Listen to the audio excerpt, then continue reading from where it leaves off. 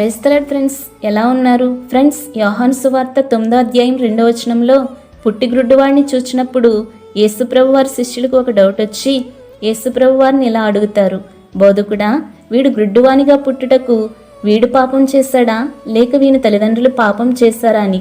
అందుకు యేసుప్రభువు, వీడు ఇలా పుట్టడానికి వీడు పాపం చేయలేదు, వీని తల్లిదండ్రులు పాపం చేయలేదు.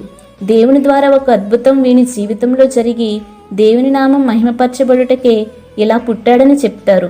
ఫ్రెండ్స్, మనలో కూడా చాలామంది బలహీనతలతోనో లేక అంగవైకల్యంతోనో బాధపడే వారిని చూచి వీడు ఏదో పాపం చేస్తుంటాడు, అందుకే వీడికి గతి పట్టిందని సర్టిఫికేట్స్ ఇచ్చేస్తూ ఉంటాం. అదేదో మనం మహాపరిశుద్ధులమైనట్టు. ఫ్రెండ్స్, పై వాక్యాన్ని బట్టి మనకు అర్థం కావాల్సింది ఏమిటంటే, బలహీనతలు అనేవి చేసిన పాపాలను బట్టే వస్తాయి అని అనుకోకూడదు.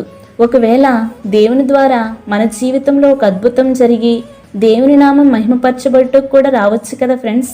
సో మనం ఎవరిని నిందించవద్దు, కావాలంటే వారి కోసం ప్రార్థన చేద్దాం.